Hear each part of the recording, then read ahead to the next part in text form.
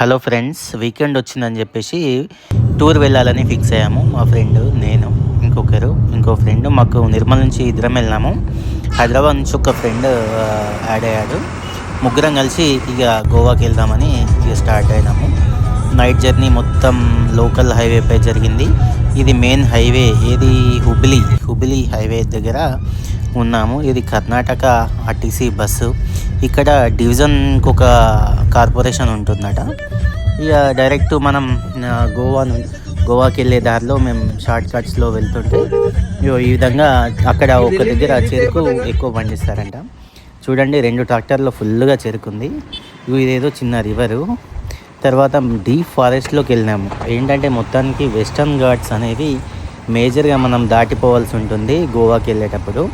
ఇక మేమేంటంటే ఇక ఈ గూగుల్ మ్యాప్స్ పెట్టుకున్నాక గూగుల్ మ్యాప్స్లో కొంచెం దూరం వెళ్తే షార్టెస్ట్ వే అని చెప్పేసి ఇంకో 3 వేస్ చూపిస్తున్నాయి.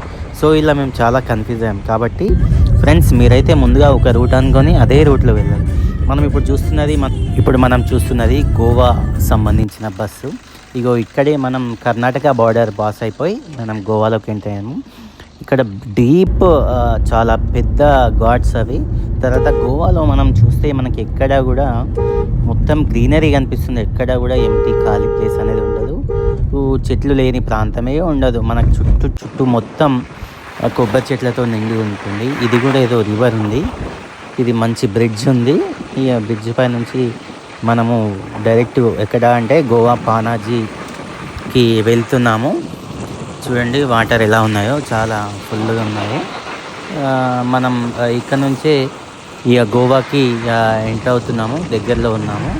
ఇక మొత్తం కొబ్బరి చెట్లతో నిండింది. చూడండి ఇక్కడ కేబుల్ బ్రిడ్జ్ ఎలా ఉందో పానాజీలో. కేబుల్ బ్రిడ్జ్ని దాటి వెళ్తున్నాము. ఇక్కడ చూస్తుంటే చుట్టుపక్కన మొత్తం పెద్ద పెద్ద క్యాసినోస్ ఎవ్రీథింగ్ ఇక్కడే ఉన్నాయి. ఇక మనం కేబుల్ బ్రిడ్జ్ని దాటిపోయి ఇక గోవాకు ఎంటర్ అయినాము. చూడండి ఇవన్నీ క్యాసినోస్ ఎలా ఉన్నాయో కనిపిస్తున్నాయో. తర్వాత ఇది బాగా బీచ్లోని పిక్కు.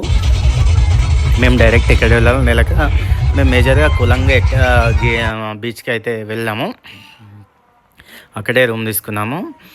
పక్కన రూమ్ తీసుకొని ఈవినింగ్ ఏంటంటే ఇప్పుడు డిసెంబర్ 25th నుంచి ఇక క్రిస్మస్ సెలబ్రేషన్స్ అండ్ తర్వాత 31st నైట్ ఇక్కడే కాబట్టి చాలా పెద్ద ఎత్తున క్రౌడ్ ఉంది. అలాగే డ్యాన్సింగ్ ప్రోగ్రామ్స్ ఎవ్రీథింగ్ అక్కడ నైట్ చాలా బాగా ఎంజాయ్ చేసినాము. ఇది కొలంగేట్ బీచ్. అయితే మార్నింగ్ వచ్చాము, మళ్ళీ ఈవినింగ్ ఎక్కువ క్రౌడ్ ఉంది కదా, మార్నింగ్ వచ్చినాము. చాలా పీస్ఫుల్గా ఉంది.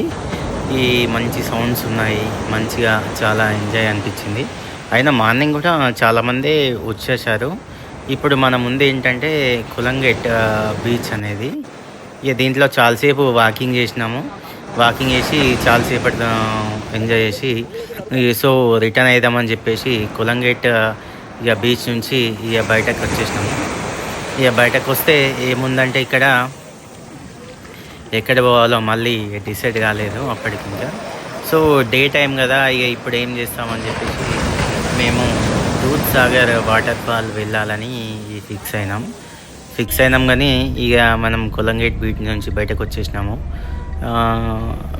దూద్ సాగర్ వెళ్ళాలని చెప్పేసి గోవా లోపల నుంచి మనం స్టార్ట్ అయిపోయినాము. ఇదంతా గోవాలో స్ట్రీట్స్. ఇక అప్పుడు డిసెంబర్ 25th కాబట్టి చాలా పీక్స్లో ఉంది. ఇక్కడ శివాజీ విగ్రహం కూడా ఉంది మధ్యలో గోవా పానాజీలో. మనం ఇప్పుడు దూద్ సాగర్ వెళ్తున్నాము మధ్యలో. కానీ మేము దూద్ సాగర్ దగ్గర వెళ్ళినాము. కానీ దూద్ సాగర్ వెళ్ళిన తర్వాత తెలిసింది ఏంటంటే హెవీ క్రౌడ్ ఉన్నారు వీకెండ్ అని చెప్పేసి. సో డైలీ 240 ట్రిప్స్ మాత్రమే అలో చేస్తారంట జీప్స్. అంటే అక్కడి వరకు మనం వెళ్తే అక్కడ నుంచి గవర్నమెంట్ సంబంధించిన ఫారెస్ట్ వెహికల్స్ అవన్నీ వెళ్తున్నాయి. ఓన్లీ 240 వెహికల్స్లో ఈచ్ వెహికల్లో 7 members వెళ్తారంట. ఇక మేము చాలాసేపు క్యూలో నిలబడి ఇక క్లోజ్ అయిపోయిందంటే మేము వచ్చేసినాం. తిరిగి సౌత్ గోవాకి వచ్చాము. ఇది మనం చూస్తుంది పలేలేమో బీచ్. ఇక్కడ ఏంటంటే మేజర్గా ఫారినర్స్ ఎక్కువ మంది చాలామంది వస్తారు. సో ఎర్లీ మార్నింగ్ మళ్ళీ స్టార్ట్ అయిపోయినాము. అక్కడ స్టార్ట్ అయిపోయి ఎక్కడ వచ్చామంటే ఇది గోకర్ణ యొక్క బీచ్. గోకర్ణలో బీచ్. నేను ఇక్కడ కూడా చాలామందే ఉన్నారు. ఇక మనం అంత ఎక్స్పెక్ట్ చేయలేదు. గోకర్ణలో ఇక క్రౌడ్ అయితే విపరీతంగా ఉన్నారు. వీకెండ్స్లో వచ్చి రావడం వల్ల. చూడండి, ఇది టెంపుల్ లోపల ఎక్కడో ఉంది. ఇదంతా బయట క్యూ. మేమేంటంటే టెంపుల్ లోపల అంటే క్యూ లైన్స్ ఏంటి ఇంత బయట క్యూ లైన్స్ లేవేంటి అనుకున్నాం, కానీ అసలైంది ఎప్పుడు స్టార్ట్ అవుతుందంటే బయట కాదు, లోపల క్యూ లైన్ అనేది కిలోమీటర్ల కన్నా పొడవుగా ఉంది. ఇక లాస్ట్కి అయితే ఇది లోపల చాలాసేపు ఉన్నాం, ఒక 4 hours పట్టింది దర్శనానికి. ఇక అది మొత్తానికి అయితే గోకర్ణ కంప్లీట్ చేసుకొని మళ్ళీ గోకర్ణ నుంచి మురుడేశ్వర్కి స్టార్ట్ అయినాము. ఇక దీంట్లో ఒక 60 kilometers ఉంటుంది, 60 to 70 kilometers జర్నీ ఉంది.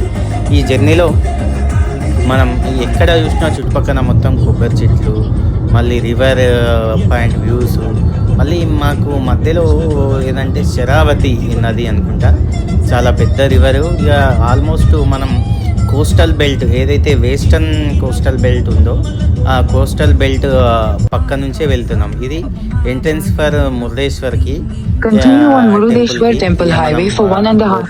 అవుతున్నాము. ఇక ఎంటర్ అయిపోయిన తర్వాత అక్కడ కూడా విపరీతమైన క్రౌడ్ ఉంది. లోపల చూస్తుంటే అప్పటికి ఆ రోజు 12,000 మందికి పైగా దర్శనం చేసుకున్నారట. సో అక్కడ దర్శనం చేసుకొని ఈవినింగ్ వెళ్ళేసాము, రిటర్న్ అయినాము. చలో రిటర్న్ వచ్చిన తర్వాత రాయచూరు వద్ద ఇది థర్మల్ విద్యుత్ కేంద్రం నుంచి ఏ విధంగా పొగలు వెళ్తున్నాయో చూడండి. దీని తర్వాత మళ్ళీ మనం ఏదంటే కృష్ణానది వచ్చింది. కృష్ణానది ఇక్కడ కవర్ చేసి ఇక మళ్ళీ బ్యాక్ టు బ్యాక్ మా ఫ్రెండ్ని హైదరాబాద్లో డ్రాప్ చేసేసి మళ్ళీ నిర్మల్ ప్రయాణమైనాము. ఈ కృష్ణానది తర్వాత మళ్ళీ నిర్మల్ దగ్గర రాగానే ఇక్కడ ఏంటంటే మనం ఇక్కడ ఉండేది గోదావరి రివర్ మేజర్గా. ఇక గోదావరి రివర్ చూడండి, ఇది ఈవినింగ్ వ్యూ ఉంది. ఇక్కడే మనం పనిచేసేది కాబట్టి